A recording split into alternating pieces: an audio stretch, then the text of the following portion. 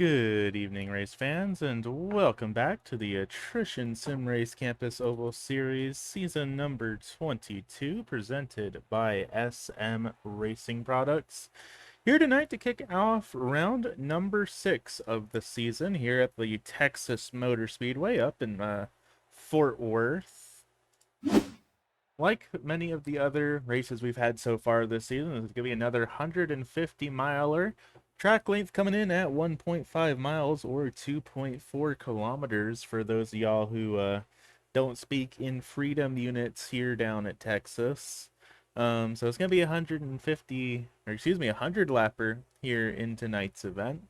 And I'll tell you what, drivers were talking a lot last week about not being super thrilled about having to go to this raceway. So I think it's going to be very interesting to see how things play out here. But looking at our track facts, opened up back in 1997. This is the 5th visit to the track by ASRC as a whole, but only the 3rd visit by the Oval Series. And of those 3 visits, well, one of them was on the oval, won by Bryson Hixenbog. The other one was actually on the infield road course, one of the few road course appearances on the Oval Series.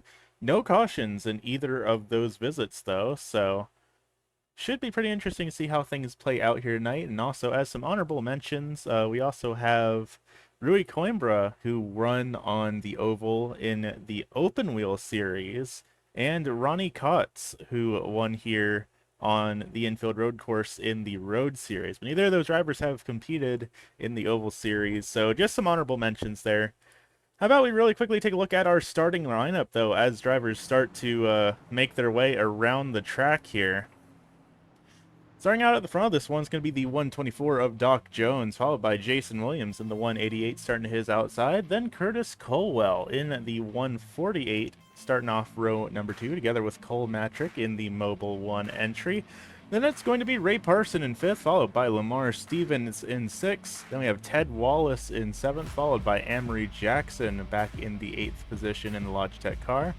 That's going to be Mark Kluge in the Grillo's Pickles 45 back in 9th, followed by Bo Johansson in the 122 in 10th. Then Mick Jacobs in the 101 back in 11th, followed by our only 2-time winner so far this season, Mr. Brian Sabelski out of Denver, Colorado, running back in 12th.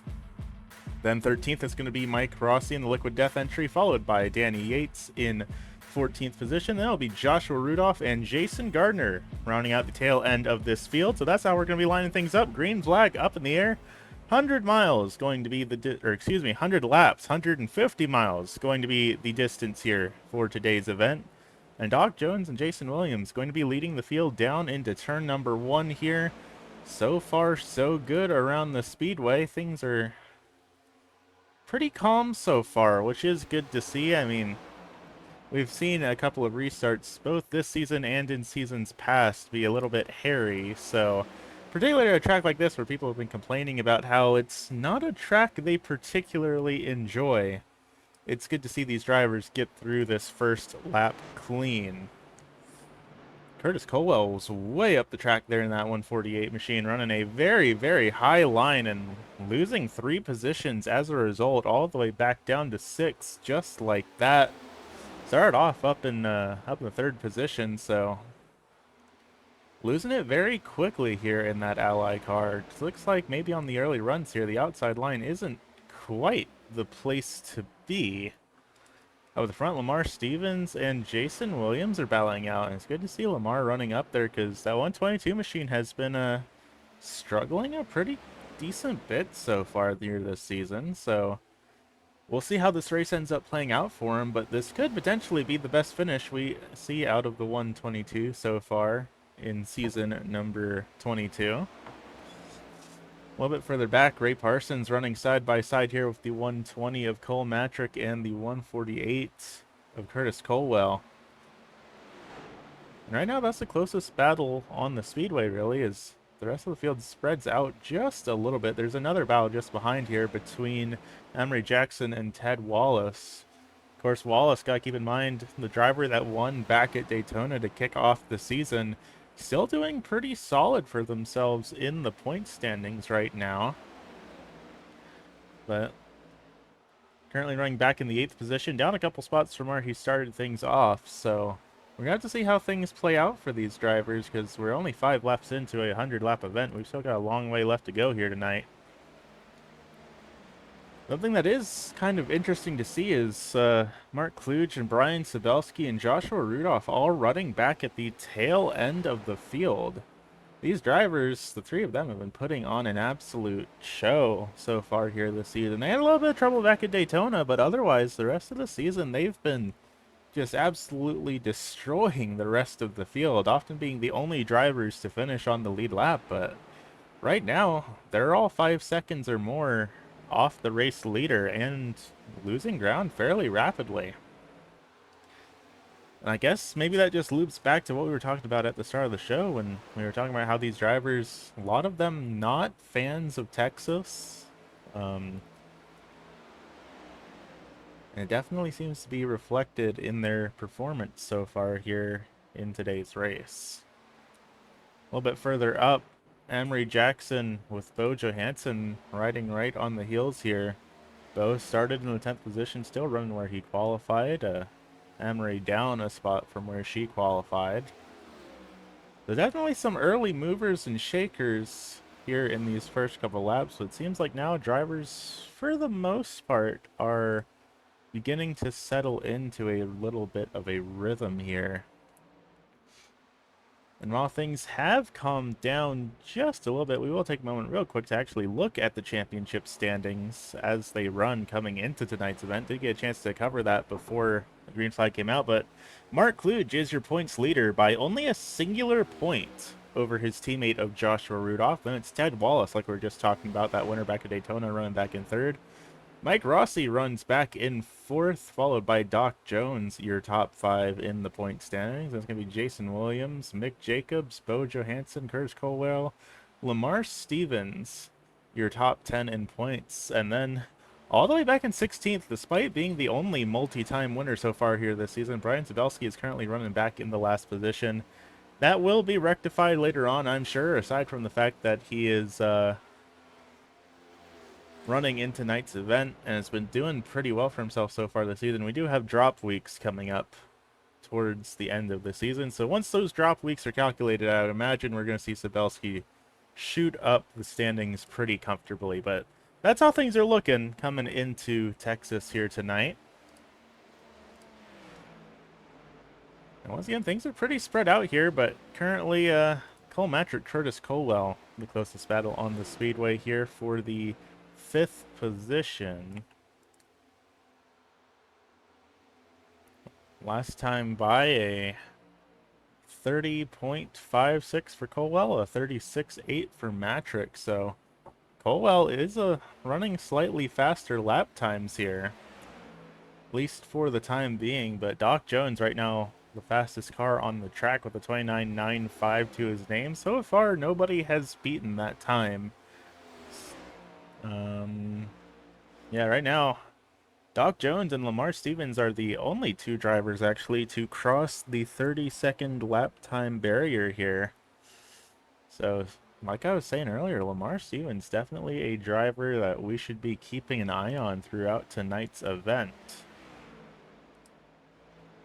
A little bit further back, Joshua Rudolph and Mark Kluge, Brian Zabelski, they're starting to make some moves here, starting to get around some of these other cars, and I'll tell you what, I'd imagine that there might be a little bit of tension here in this little bit of pack, because right there in that 154 is the Liquid Death entry of Mike Rossi.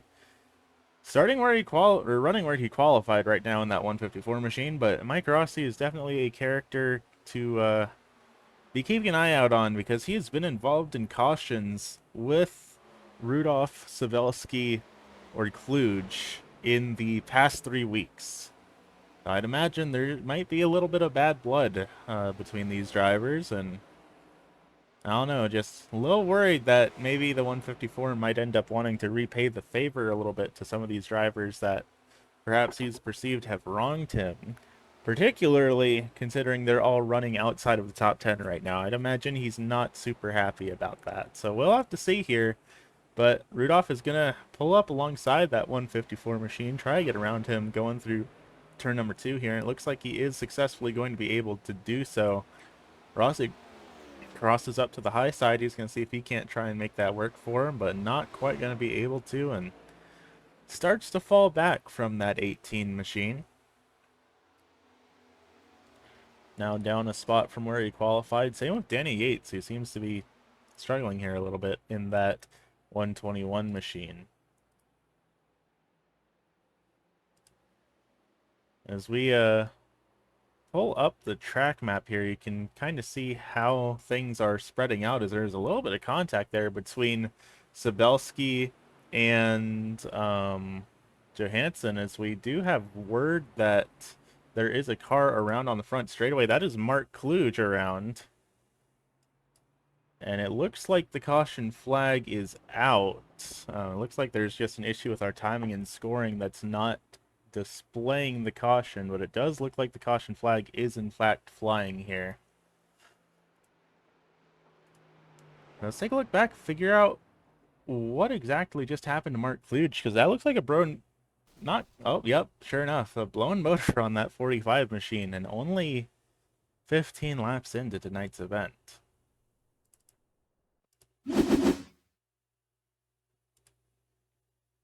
Let's take a look back here at Mark Kluge.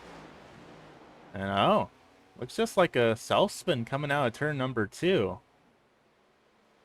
Car gets a little bit loose. Looks like he maybe clipped the apron and that lifted up the rear tires, possibly. We'll take another look down here at it. Yeah, the car just starts to slide out from under him. He tries to save it and ends up snapping up into the outside wall, and that might just be Kluge's race over with, just like that. Let's ride on board with the helmet cam of this driver and see what he saw going into this incident.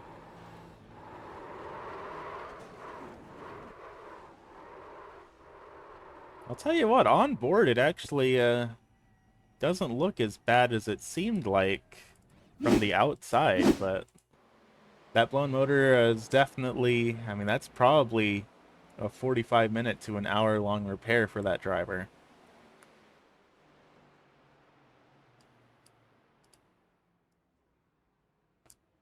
All right, lights are out on the iRacing safety car. We are going to be going green flag racing once again next time by. Going to be Doc Jones and Jason Williams leading the field to green, just as they did for the initial start of this race.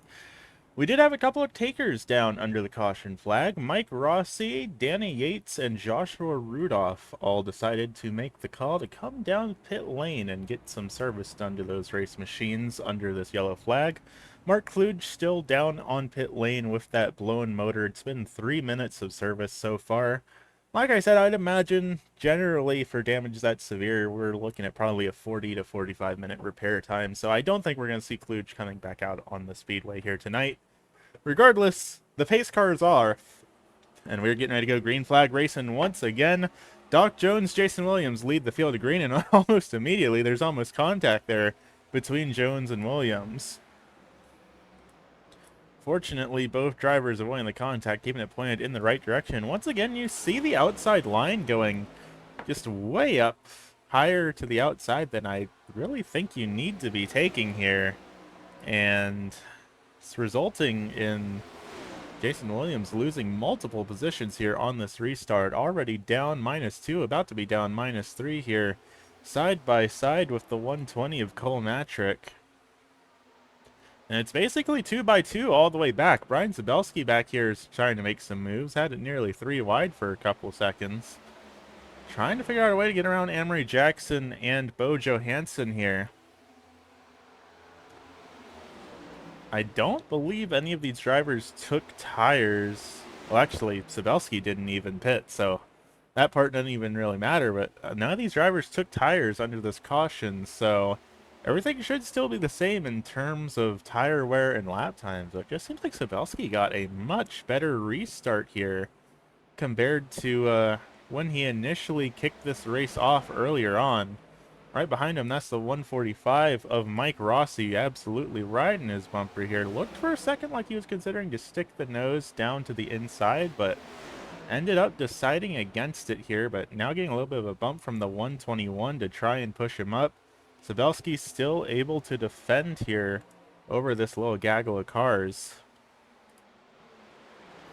But very close racing here on this restart, as it looks like we're starting to single file it out again a little bit here. For the most part, maybe calming it down a little bit, getting a little bit more organized. How about up at the front, though? Lamar Stevens up +4 from where he qualified. He's running in the second position right now and could possibly be looking to lead, I think, his first laps of the season if he's able to figure out how to get around that 124 machine of Doc Jones. So definitely something very exciting to keep an eye on here with that 122 machine. It's great to see him having luck finally turn his way and have a good performance out here tonight. Further back, though, Sabelski is continuing to climb his way up the leaderboard. He's made it up to the 9th position here, up +3 from where he started, and sticking the nose in to try and get around that 123 machine. That gets him up to +4 from where he qualified, and he just absolutely sails by that Logitech machine. 24 laps, just about to be in the books here as Doc Jones heads out of turn number 4. Just under a quarter of the way through tonight's event. Now, I'll tell you what, so far it's been a little bit hectic here. I mean, we've already ruined the caution-free reputation the league had here at Texas with that one yellow flag that we had earlier with Mark Kluge, but you never know. Now we're just gonna have to see if things calm down and settle down a little bit, or if it's going to end up just being a cascade of caution after caution, and suddenly the averages are just going to be completely skewed in the other direction. But we will just have to see how things end up playing out here. As looks like there's a battle going on between Bo Johansson and Danny Yates.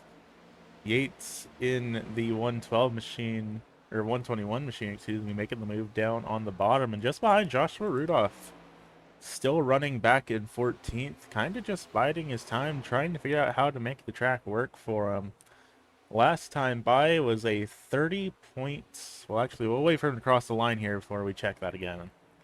A 31 flat compared to a 31.5 for Bo Johansson, a 30.9 for Danny Yates. So Rudolph a little bit faster than the 112 machine in front of him, but just not really managing to close the distance up right now from the looks of it. A little bit further up, Ted Wallace is continuing to battle it out here with Amory Jackson. Feel like we've seen the two of them kind of beating doors with each other a pretty decent bit here this season, but right now Ted Wallace is holding on to that 9th position while Jackson runs back in 10th here. And once again, for the most part, it has single filed out around the speedway. These drivers starting to settle into a little bit of a rhythm here and start clicking away these laps. And I imagine here it's going to be kind of a matter of momentum, just keeping the rhythm going, not making any little mistakes, because we've seen that all it takes is a little bit of a bad line to end up costing you sometimes even multiple positions in a single corner. Ryan Sabelski making another pass here. That's going to get him up to the 7th position, currently up +5 from where he started, so that makes him the most improved driver on the field so far here in that McConey Setup Shop entry. Of course, also twitch.tv/Nihon Tiger on the hood of that Chevy.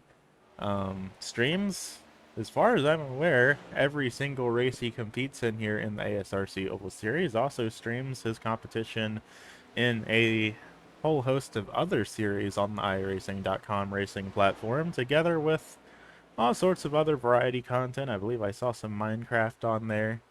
But all in all, definitely a driver whose streams are worth checking out here.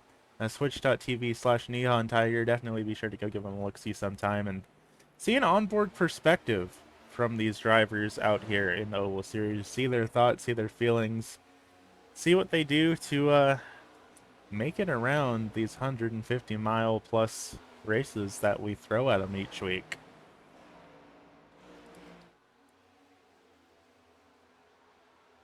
A little bit further up, closest battle on the speedway is between Ray Parson and Curtis Colwell. Colwell, running in that 148 Ally entry, is now down 3 positions from where he qualified. Aside from Mark Kluge, who has wrecked out of this race, Curtis Colwell is the most dropped driver in terms of position right now. Started up in the 3rd, now all the way back down to 6th, though he is starting to gain here on Ray Parson just a bit for the 5th position, so maybe he'll be able to make some of that ground back up, but we'll just have to see here, because look at the lap times last time by. It does look like Colwell was a little bit faster, 30.78 to Ray Parsons' 30.83. But of course, as soon as I say that, he loses that ground again. And now Parson battling it out with Matrick a little bit here. Kind of a 3-car battle going on for this 4th position. All fairly evenly matched with each other, about 2 to 3 tenths of a second apart from each other right now. And Sadowski pulls out a line a little bit there just behind. Doesn't look like he's planning to come out of. Yeah, he's not coming down to pit lane, so I'm not sure what quite caused him to have that jerk to the left coming down the back straightaway, but all seems to be well under the hood of that 85 machine. Curtis Colwell starts to try and make the move on the 104 of Ray Parson. Almost a little bit of contact there between the two of them, but not quite. Side by side, door to door for the two of them. But it's still going to be Ray Parson holding on to the position here. And now Sabelski might be looking to try and stick the nose in there and make some moves. Colwell goes way high there going into turn number 1. Sabelski is going to get the position over him. Will he be able to get around Ray Parson here as well? That makes Sabelski now up +6 and further cementing his lead as most improved driver on the raceway right now. But he's still got a whole 3.5 seconds that he needs to make up to try and contest the race lead here, so he'll need to really step on the throttle and pick the pace up here. As we've already crossed the line to be a third of the way through tonight's event, and now Curtis Colwell is actually going to make the position back from Sabelski. Colwell down on the bottom, Sabelski up on the high side. It seems just time and time again that the high line really isn't working all that much here for these drivers. But the battle continues here across the start-finish line down to turns 1 and 2 again, and this time Sabelski is going to clear Colwell by a fairly considerable amount down into turns 1 and 2. Not really looking like he's going to be able to close this gap up to Ray Parson, though.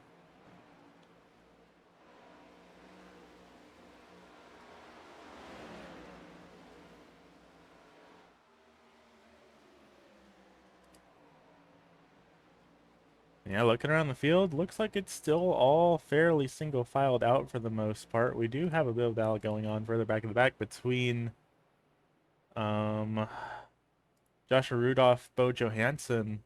Rudolph going to make the move up to the 12th position, but looks like he might be at risk of losing that position as Johansson drives down to the bottom, but no, Rudolph is going to dive down as well and cut the nose off and hold on to the spot. No, Johansson's down 3 positions from where he started here this evening, down to the 13th spot. Not the evening that he was hoping for in that Advanced Auto Parts entry, but still a long way left to go here tonight, not even halfway through the event.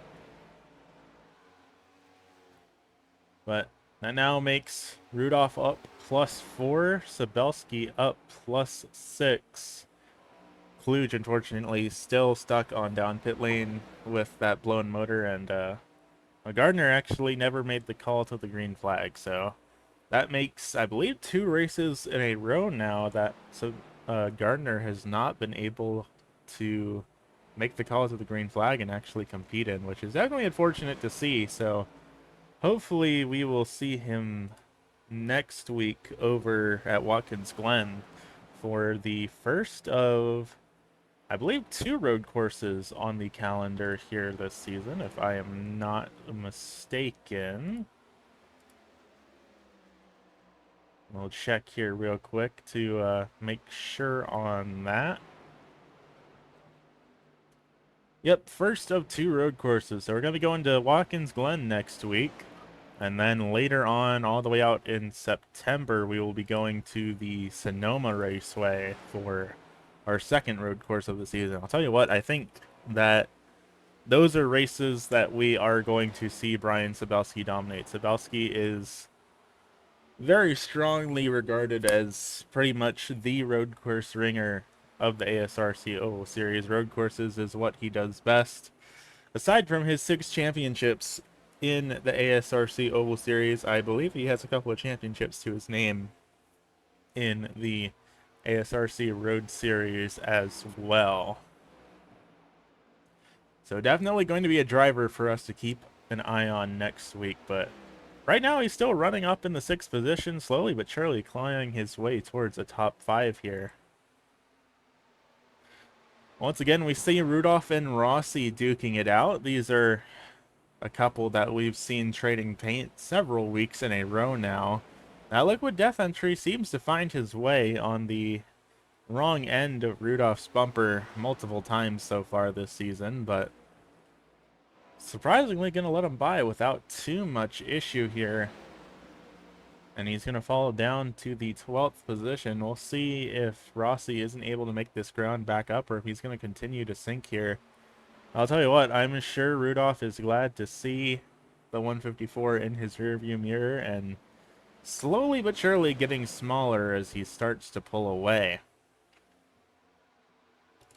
Like we're saying, look at the track map here. These 3 drivers are way separated from the rest of the field right now. They are all kind of all by themselves with a 4-second deficit over the main sort of pack here of our front-running group.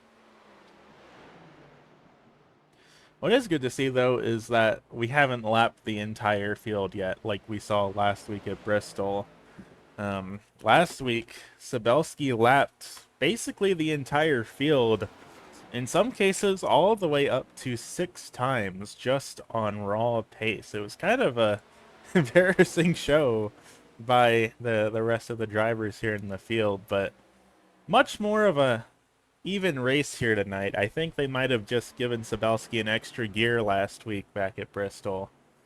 But I'll tell you what, he is still making some very good moves here. Currently side by side with the 148 of Curtis Colwell once again, trying to make the move down to the bottom, and looks like he is going to be able to make it stick.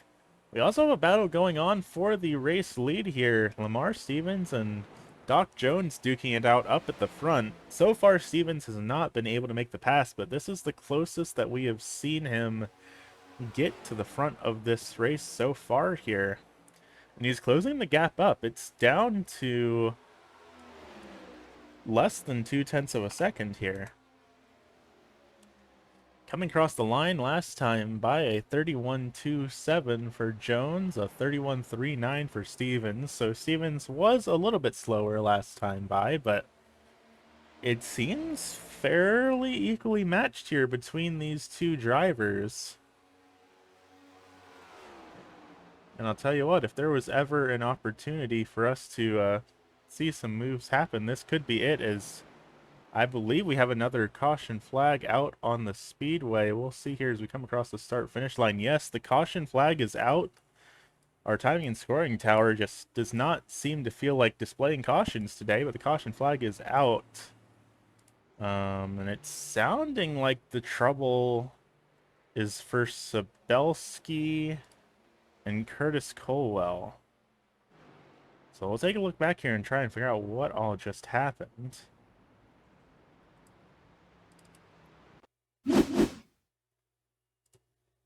So taking a look back here, between Sabelski and Colwell, we saw the 2 of them were battling it out pretty closely And Sabelski starts to get loose, and oh, hard up into the outside, picks up the 148 machine.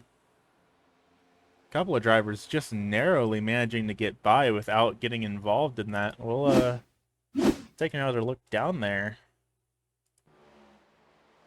That was Mick Jacobs and Amory Jackson narrowly involved in that instant, and I'm kind of shocked Jacobs wasn't, honestly. Jacob looked like he should have been involved in that. I'll take another look back here. We'll ride on board with Colwell and see what he saw here. Sabelski getting a little bit loose on exit the exact same way that we saw with Mark Kluge earlier. Or can I take one more look back at that too, because I want to see it from Mick Jacobs' perspective. Because Jacobs was very nearly involved in that incident.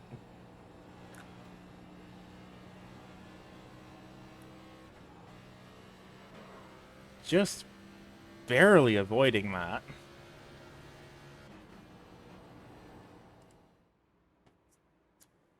Lights out on the safety car for the second time here tonight. Of course, with that caution flag coming out right at the halfway point here in tonight's event, quite literally the entire field came down onto pit lane. Still Doc Jones and Lamar Stevens, your front runners here, but did have a couple of drivers that have been moved up some positions. Most notably, Mick Jacobs and Joshua Rudolph have moved up substantially. They're in the second row now. Sabelski still on the lead lap, surprisingly. Didn't get all too substantial amount of damage. Curtis Colwell, on the other hand, I believe has retired from tonight's event, and a little bit of a questionable restart there as Joshua Rudolph maybe got a little bit too enthusiastic and gave a tap to the back of the 122 coming to the green. That caused Stevens to get a little bit loose and lose a spot accelerating to the green flag, but fortunately everyone's keeping it pointed in the right direction here. That's just going to mean that Stevens is now running back in the third position here instead of second. But it's still going to be Doc Jones leading the field across the line for lap number one, or excuse me, lap number one of this restart, lap 53 of the actual event. It looks like some possible connection issues for Joshua Rudolph there. That's a little bit scary to see, particularly on these super hectic restarts like this. Don't want to have any sort of incidents there caused by connection issues. Cole Matrick possibly thinking about sending it 3 wide, but I think wisely decides to back out of it a little bit there. Doc Jones setting his personal fastest lap of the race last time by a 29.71. So the speeds are getting faster here this evening. Of course, less fuel in the tanks combined with brand new tires. I believe everyone in the field actually took tires under that yellow. Less fuel in the tank means less weight, combined with new tires means sure enough they're going to be setting better lap times than what they were doing at the initial drop of the green flag. The question is now going to be who manages them the best for these final, call it 54 laps. No, 44 laps. Math is hard this late at night, race fans. We're more than halfway, that's what counts. Currently looking at the battle here between Mike Rossi, Ted Wallace, and Bo Johansson all duking it out. Brian Sabelski just behind in that 85 machine. Probably has a bit of a hot head here. Of course, made it from almost last place all the way up inside the top 5, then had that incident. Now he's fallen all the way back outside of the top 10, and he's going to have to claw all of those positions back once again. He's gotten around Ted Wallace here, so now the next targets are Bo Johansson and Mike Rossi. Johansson way up on the outside of the track, so that's not going to be too much of a challenge for Sabelski to get by, but now he has to worry about getting around that 154 and Mike Rossi again. Rossi, we've seen defend pretty hard a couple of times throughout this race, but he's gone up to the high line. That's going to allow Sabelski to just kind of ride on by here once again. So now Sabelski is officially back inside your top 10 here with 42 laps left to go here in tonight's event. Ted Wallace right on the bumper of that 85 machine, though. Down 3 positions from where he qualified in that 143 machine, but I'll tell you what, despite everything, he still is inside the top 3 for the championship point standings right now in that 143 machine, so I'm sure he's just as eager to try and push his way up towards the front here and follow in Sabelski's footsteps, try and have some sort of a good points finish here tonight. Sabelski starting to close up on Joshua Rudolph here for the 8th position, though. Last time by Rudolph a 30.88, Sabelski a 30.73, so he is slowly but surely gaining on that Rowdy Forever entry. There's some battling going up here for the final spot on the podium. This is Mick Jacobs, Ray Parson, Cole Matrick, Jason Williams all duking it out here. Jason Williams in that WeatherTech entry was the driver that started on the outside of the front row, so falling all the way back to 5th position, or 4th position, excuse me. Not quite what he had in mind here. Right now, this is the closest battle on the speedway, this 4-way battle here for 3rd. Doc Jones carrying the lead by a full second here over Lamar Stevens, and Lamar Stevens has a 2.5-second lead over the rest of the field, so these two front runners have just completely checked out for the time being.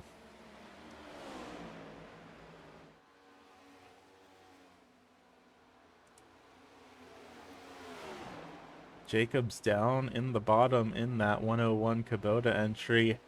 Driver we really haven't talked about all that much so far here this season. Another driver that seems to have been having kind of a quiet season so far, but he's doing pretty good for himself running up here in the 4th position. The top 5 finish wouldn't be half bad in terms of points for that driver. Of course, aside from Sabelski, everyone has a really big question mark above their heads in regards to going to Watkins Glen next week. We're gonna just have to see how all these Oval Series drivers are able to navigate the road course.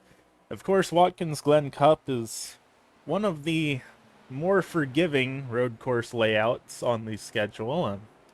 It's only about, I want to say, like 9 turns off the top of my head. It's really not all that complicated.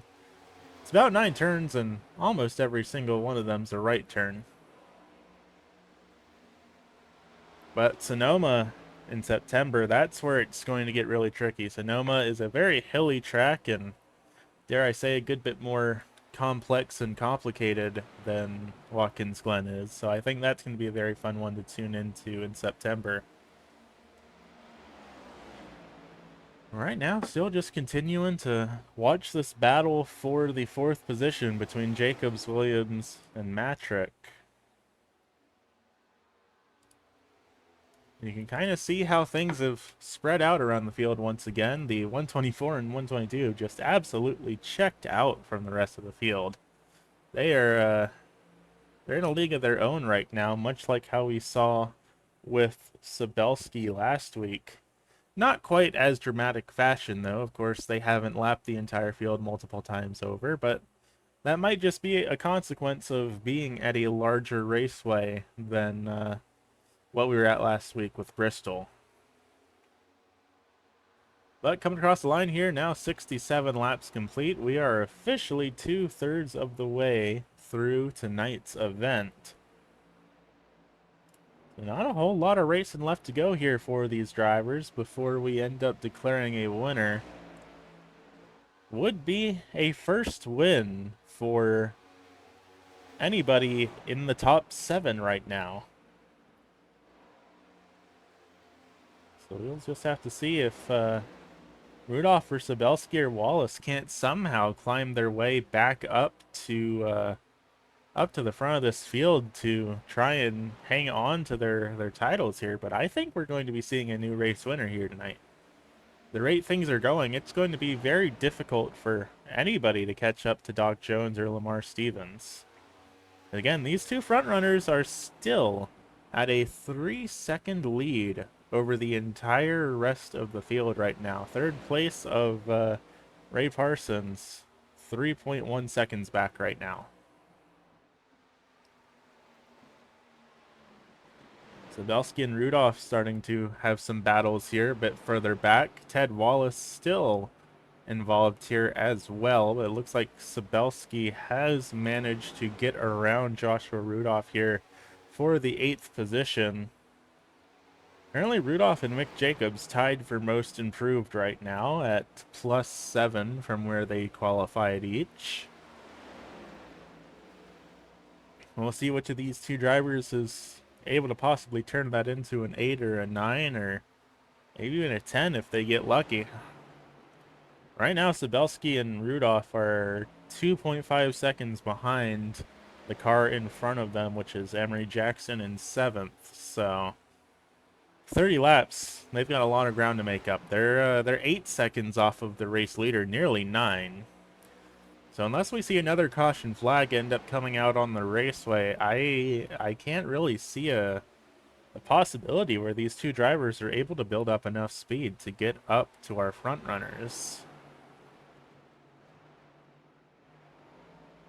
Well, we'll just have to see how things play out. Of course, in the world of motorsports, there's always a little bit of the element of chaos, and we've seen it here in the ASRC Oval Series before, of all sorts of freak accidents happening. We've seen drivers run out of fuel on the last lap after lapping the entire field. We've seen teammates who have absolutely sailed away to a confident race win make a mistake and take each other out battling for the race lead and end up with no one on their organization taking home the checkered flag. So it's just a big gold who knows until the checkered flag actually waves.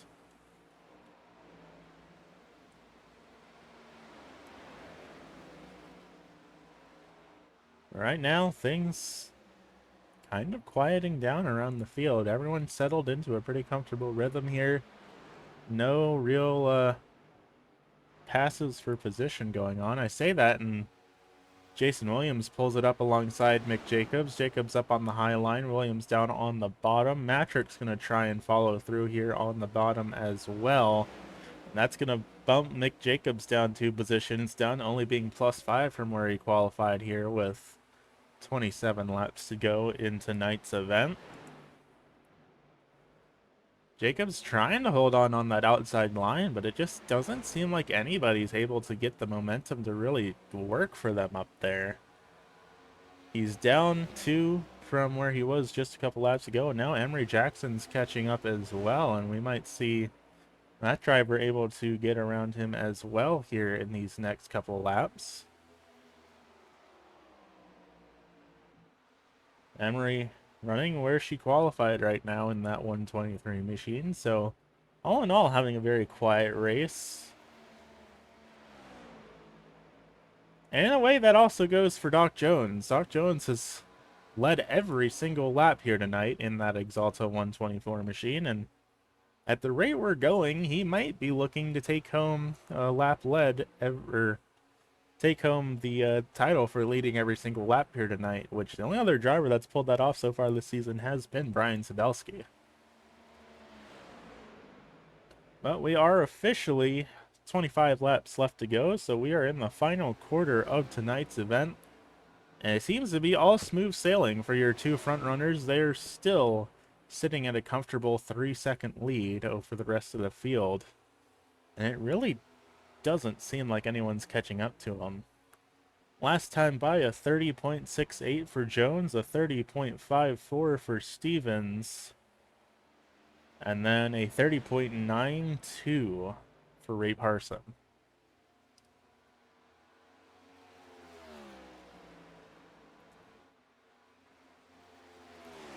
Joshua Rudolph side by side together with Ted Wallace. Looks like Wallace starting to put the pressure down on him. Got him pushed up to the outside line in a bit of an unfavorable position. And it looks like he's going to be able to get that pass made. But will he be able to hang on to it? We've seen Rudolph has been pretty good at navigating his way around these other cars and getting the nose up underneath them and kind of negotiating them up to the outside line, but for the time being, Wallace is going to hold on to that 9th position. Rudolph starting to put the bumper to him, kind of pushing him down the back straightaway as he dives down to the inside. He's going to make that spot back from Wallace now. Still side by side coming down the front straightaway, and actually Wallace has the advantage here. Not quite able to clear and drop down below that 18 machine, so he is going to lose the advantage on corner entry once again. Rudolph drifting up just a tiny little bit. And now the 112 of Bo Johansson's getting involved in this battle as well. He wants a piece of this action. And he's going to send it down all the way to the bottom, down to the apron nearly, and almost knows the back of Rudolph there.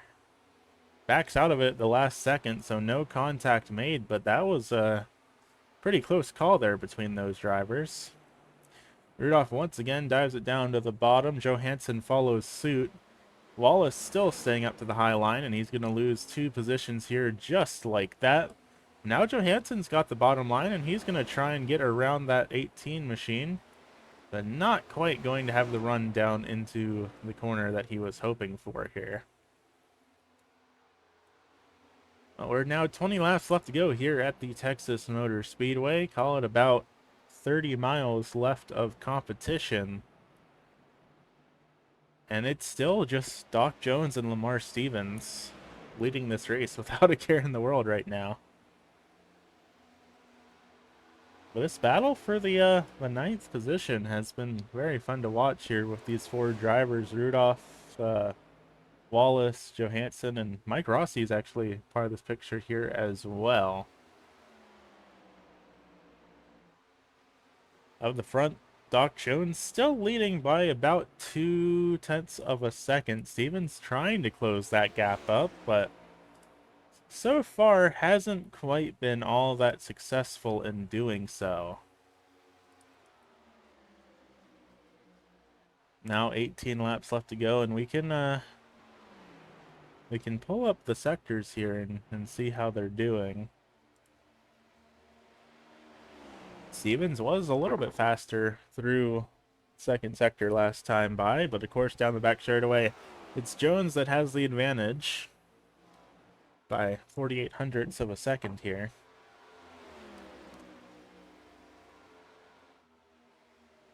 And coming across the line, looks like it's still going to be the same story. Jones is just a little bit faster around this speedway than Lamar Stevens is. Last time by, it was a 30.72 to Stevens' 30.8. And it might be just those little bit of speed differences that make all the difference as to which of these 2 drivers is going to be taking home the checkered flag. Of course, even if Stevens doesn't take home the checkered flag, it's still going to be a very impressive points finish for that 122 driver here tonight. After having just so much rough luck in the early parts of this season, Stevens is really looking for a good finish here. Just taking a look at a glance at Stevens' finishes, he was a runner-up at Daytona behind Ted Wallace, but then Echo Park Speedway at Atlanta, he was last place in 15th. Then for round 3 at Las Vegas, also last place in 15th. Following after that, he was 13th at Darlington. Managed to pull off a 6th place finish last week at Bristol, though. But now, just like that, Stevens going to pull ahead to the race lead. All it took was us pulling up his stats and talking about how he's been doing performance-wise here this season, how he's been on the struggle bus a little bit, to give him that last little bit of a boost he needed to pull up to the front of the field here. Something curious with 14 laps left to go, though, is that the battle, well, not the battle, but the gap from the race lead to the rest of the field has dropped substantially from 3 seconds now down to 1.7. And it still is dropping fairly consistently here. I don't think it's going to be enough of a difference for Ray Parson or Jason Williams or Cole Matrick to really involve themselves in the race lead here, but it's definitely going to show that our race leaders' speeds are falling off tremendously here, particularly Doc Jones. Doc Jones is now a full second back from Lamar Stevens. Jones is just completely lost all of his lap time. I think he's just burned all the good off those tires and doesn't have anything left to really push with anymore. Now with 13 laps left to go, as long as the caution flag doesn't fly, it seems like Lamar Stevens has a pretty comfortable race win to his name here.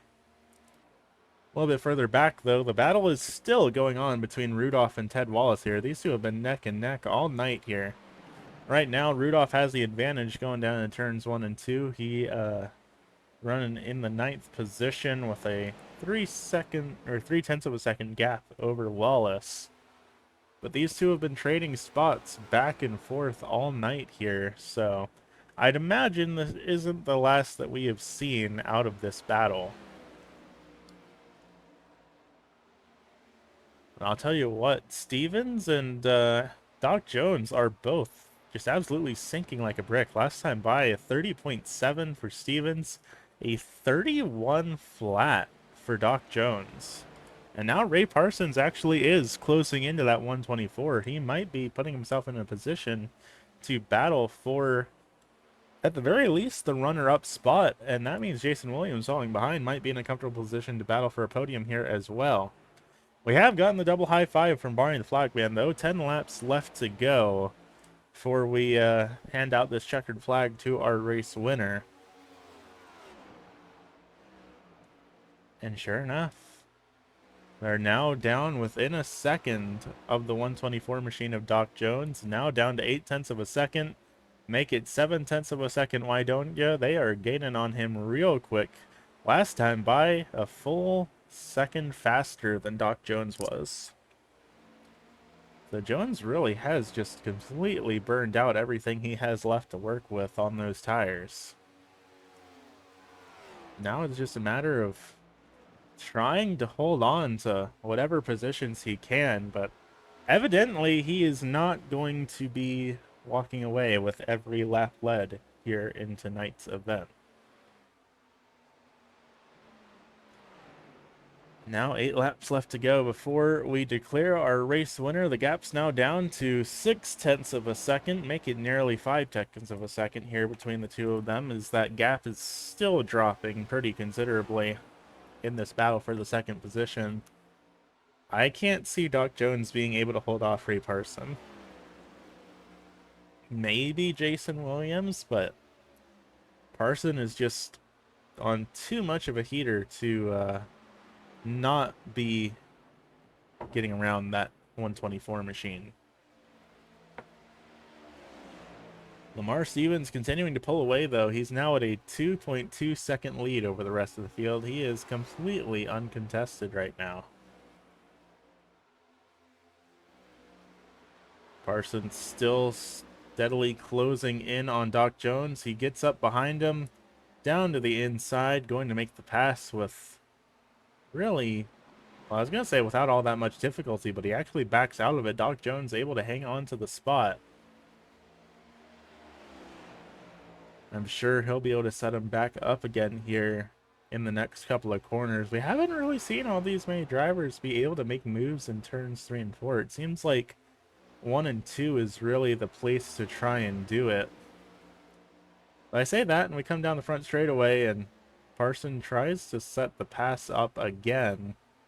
Goes down to the inside, down in turns 1 and 2. This time Doc Jones isn't able to close the door on him. They're going to pull up side by side down the back straightaway.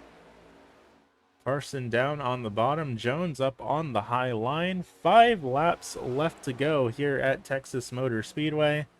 And still Parsons isn't able to get around that 124 machine.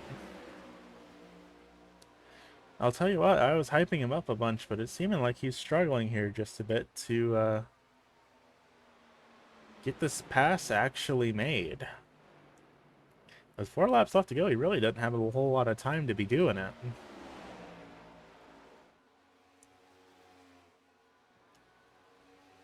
All three neck and neck for the runner-up position here. Jason Williams definitely comfortably a part of this battle now.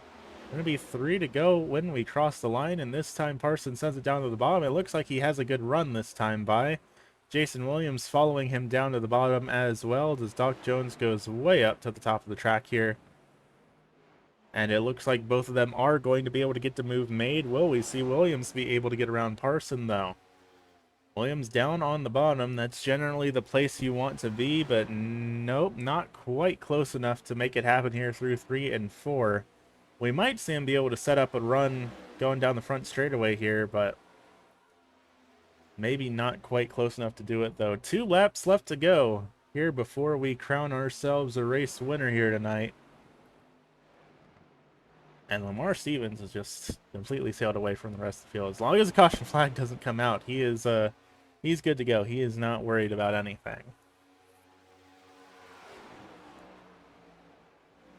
And sure enough, he's coming out of turn number 4 right now, heading across the start-finish line. White flag up in the air, so it doesn't matter if there's a wreck now. Lamar Stevens is good to go with a nearly 5-second lead over the rest of the field. But now it's just a question of who's going to make this pass for the second position. Will it be Ray Parsons? Will it be Jason Williams? It's neck and neck between the two of them, but for the time being, Parsons still has the advantage. Williams sends it in deep into turn number 3, but not going to be able to make it stick. Lamar Stevens crosses the line and takes home the checkered flag here at Texas. That's going to be Ray Parsons and Jason Williams rounding out your podium finish here tonight. What a good final battle that was between those drivers. Looking around the field, looks like it's going to be Cole Matrick and Mick Jacobs rounding out, or no, excuse me, Doc Jones and Cole Matrick rounding out your top 5 here. Unfortunately tonight, not going to be able to get interviews with your top 3 finishers, but we can go ahead and take a look down at our race results as they stand right now. Of course, these are unofficial, could be subject to change depending on penalties or any other circumstances, but I can't imagine we're going to be seeing that happen at all. So it's going to be Lamar Stevens going from 0 to hero, taking home the race win here tonight, followed by Ray Parson and Jason Williams, your podium finishers. There'll be Doc Jones and Cole Matrick rounding out the top 5, followed by Mick Jacobs back in 6th. Amory Jackson pulling home another 7th place position, followed by Brian Sabelski and Josh Rudolph in 8th and 9th, with Ted Wallace rounding out your top 10. That's going to be Mike Rossi back in 11th, Bo Johansson back in 12th, Danny Yates in 13th, Curtis Colwell back in 14th, and Mark Kluge rounding out the tail end of the field as Jason Gardner, unfortunately not able to make the call to the green flag. That said, that's just about all we've got here tonight from the Texas Motor Speedway. 150 miles of competition here in the books. Next week, heading on over to the Watkins Glen International Raceway for a little bit of road course action here in these Next Gen Cup cars. I think that's bound to be a pretty dang fun one to tune into. The Oval Series drivers have always put on a good show on the road course when we take these drivers out of their element, so I think it's going to be a pretty fun one. Be sure to tune into that next week. But for now, thank you all for tuning in to tonight's event. And of course, if you want to check out the ASRC Oval Series, we're always looking for new drivers. Only requirements to be a clean and respectful racer. And of course, big thank you to our friends at SM Racing Products for being on board with the series for another season. If you're in the market for some button boxes or any other sim racing peripherals, definitely be sure to give them a check at sm-racingproducts.com. That said, thank you all for tuning in here tonight, and we will see you all next week at Watkins Glen. Have a good evening, race fans.